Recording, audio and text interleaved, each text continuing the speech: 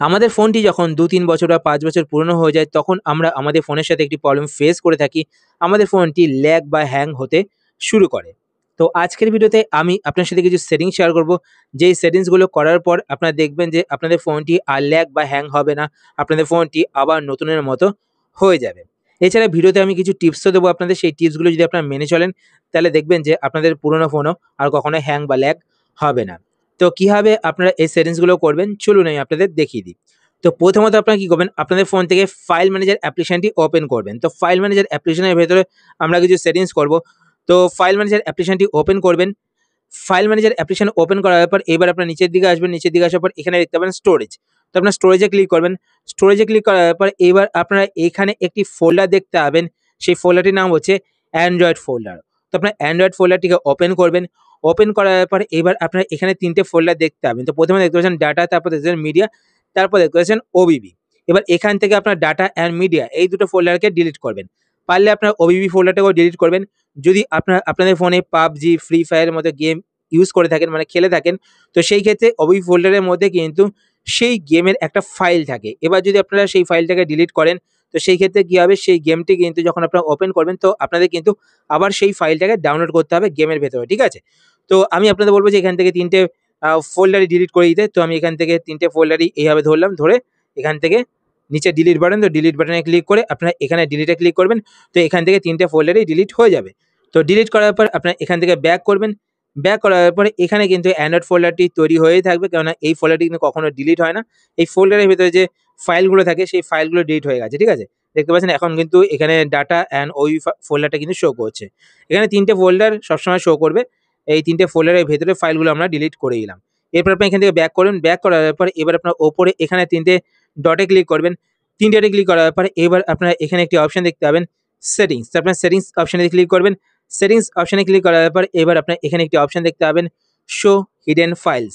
তো আপনার show hidden files এই অপশনটিতে ক্লিক করে এই অপশনটি অন করে দেবেন। অন করার পর এখান থেকে ব্যাক করবেন। ব্যাক করার পর এবার দেখতে পাচ্ছেন এখানে কিন্তু হিডেন যে ফোল্ডারগুলো রয়েছে সেই হিডেন ফোল্ডারগুলো কিন্তু শো করছে। এবার আপনারা কি করবেন, এখান থেকে এই হিডেন ফোল্ডারগুলোকে এভাবে সিলেক্ট করবেন। সিলেক্ট করার পর এখানে নিচে ডিলিট বাটনে ক্লিক করে ডিলিট করে দেবেন। ডিলিট করার পর আবার আপনারা ওপরে এখানে ৩ টে ডটে ক্লিক করবেন। ৩ ডটে ক্লিক করার পর এবার আপনারা এখানে একটি অপশন দেখতে পাবেন ক্লিন আপ। তো আমি আপনাদের বলে রাখি আমি কোন ফাইল ম্যানেজার ইউজ করছি। আমি কিন্তু এমআই এর ফাইল ম্যানেজার ইউজ করছি। যদি আপনাদের ফোনে অন্য কোনো ফাইল ম্যানেজার থাকে তো সেই ফাইল ম্যানেজারের ভেতরেও কিন্তু এই সেটিংসগুলো থাকবে। যদি না থাকে তাহলে আপনারা একটা কাজ করবেন, এমআই এর ফাইল ম্যানেজার ইনস্টল করে নেবেন, ঠিক আছে? তো এখানে দেখতে পাচ্ছেন ক্লিন আপ। তো আপনারা ক্লিন আপে ক্লিক করবেন। ক্লিন আপে ক্লিক করার পরে এবার এইখানে দেখুন জাঙ্ক ফাইলগুলো কিন্তু জমা হয়েছে কত সেটা দেখাচ্ছে। দেখতে পাচ্ছেন 0.91 জিবি মানে ১ জিবির মতো কিন্তু জাঙ্ক ফাইল এখানে দেখতে পাচ্ছেন জমা হয়েছে। তো এখানে কিন্তু যদি আপনারা ক্লিন না করেন তো আপনাদের কিন্তু ৫ জিবি জাঙ্ক ফাইলও থাকতে পারে আপনাদের ফোনে। তো জাঙ্ক ফাইলগুলো কিন্তু সময়ে, সময়ে ক্লিন করা খুবই জরুরি। তো এখান থেকে আপনারা এটায় ক্লিক করবেন। ক্লিক করার পর নিচে এখানে দেখতে পাচ্ছেন ক্লিন আপ। তো আপনারা ক্লিন আপে ক্লিক করবেন। ক্লিন আপে ক্লিক করলেই কিন্তু দেখতে পাচ্ছেন জাঙ্ক ফাইলগুলো কিন্তু ক্লিন হয়ে গেল। তো এইভাবে আপনার জাঙ্ক ফাইলও ক্লিন করে নেবেন। ক্লিন করার পরে এবার আপনারা এখান থেকে ব্যাক করে বেরিয়ে চলে আসবেন। বেরিয়ে আসার পর এবার আপনাদের ফোন থেকে সেটিংসটি ওপেন করবেন। সেটিংস ওপেন করার পর এবার আপনারা একটু নিচের দিকে আসবেন। নিচের দিকে আসার পর এবার আপনারা এখানে একটি অপশন দেখতে পাবেন অ্যাপস। তো আপনার অ্যাপস অপশনটিতে ক্লিক করবেন। অ্যাপস অপশনে ক্লিক করার পর এবার আপনারা এখানে একটি অপশন দেখতে পাবেন ম্যানেজ অ্যাপস। তো আপনারা ম্যানেজ অ্যাপস এই অপশনটিতে ক্লিক করবেন। এই অপশনে ক্লিক করার পর এবার আপনারা ওপরে এখানে ৩ টে ডটে ক্লিক করবেন।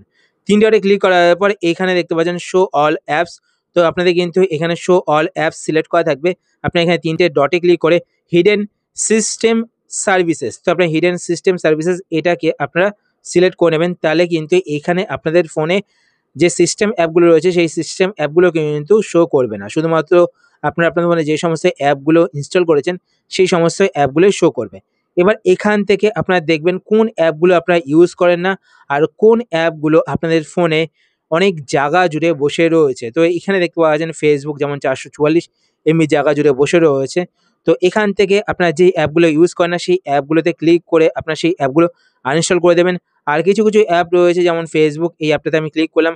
ক্লিক করার পর এখানে দেখতে পাচ্ছেন স্টোরেজ, যদি আমি স্টোরেজে ক্লিক করি, স্টোরেজে ক্লিক করার পর এখানে দেখতে পাচ্ছেন টোটাল কত এমবি স্টোরেজ এখানে নিয়ে আছে এই অ্যাপটি সেটা শো করছে। তো তো আপনারা এখানে দেখতে পাবেন ক্লিয়ার ডাটা, তো ক্লিয়ার ডাটাতে ক্লিক করবেন।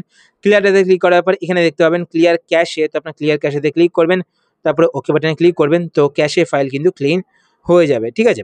তারপর আপনি এখান থেকে ব্যাক করবেন। ব্যাক করার পরে এবার আপনারা আপনাদের ফোনটিকে একবার সুইচ অফ করে সুইচ অন করবেন। তো তারপর দেখবেন যে আপনাদের ফোনটি কিন্তু আবার নতুনের মতো স্মুথলি কাজ করতে শুরু করবে। আরেকটা কথা বলে রাখি, যদি দেখেন যে এই সেটিংসগুলো করার পরও আপনাদের ফোনটি স্মুথলি কাজ করছে না, আবার হ্যাং বা ল্যাগ করছে, তো সেই ক্ষেত্রে একটাই রাস্তা রয়েছে, আপনারা আপনাদের ফোনটিকে ফরম্যাট করতে পারেন। ফরম্যাট করার আগে আপনারা আপনাদের ফোনের সমস্ত ইম্পর্টেন্ট ফাইলগুলোকে ব্যাকআপ করে নেবেন। তো ফরম্যাট কীভাবে করবেন চলুন সেটা আমি আপনাদের দেখিয়ে দিই। তো এই জন্য আপনারা আপনাদের ফোন থেকে সেটিংসটি ওপেন করবেন। সেটিংস ওপেন করার পর আপনারা একটু নিচের দিকে চলে আসবেন। নিচের দিকে আসার পর এখানে আপনি একটি অপশান দেখতে পাবেন অ্যাডিশনাল সেটিংস। তো আপনার অ্যাডিশনাল সেটিংস এই অপশানটিতে ক্লিক করবেন। এই অপশানে ক্লিক করার পর আপনি একদম নিচের দিকে চলে আসবেন। নিচের দিকে আসার পর এইখানে আপনি একটি অপশান দেখতে পাবেন ফ্যাক্টরি রিসেট। তো আপনার ফ্যাক্টরি রিসেট এই অপশানটিতে ক্লিক করবেন। এই অপশানে ক্লিক করার পর এবার দেখুন এখানে বলা হয়েছে contact, photo and video, apps, account, backup, SD card data সমস্ত কিছু কিন্তু আপনাদের ইরেজ হয়ে যাবে। তো আপনারা কিন্তু সমস্ত ইম্পর্টেন্ট ফাইলগুলোকে ব্যাকআপ করে নেবেন। তারপর নিচের দিকে এখানে ইরেজ অল ডাটাতে ক্লিক করবেন। ইরেজ অল ডাটাতে ক্লিক করলেই কিন্তু আপনাদের ফোনের সমস্ত ডাটা রিমুভ হয়ে যাবে। আপনাদের ফোনটি কিন্তু নতুন অবস্থায় যেভাবে ছিল সেরকম হয়ে যাবে।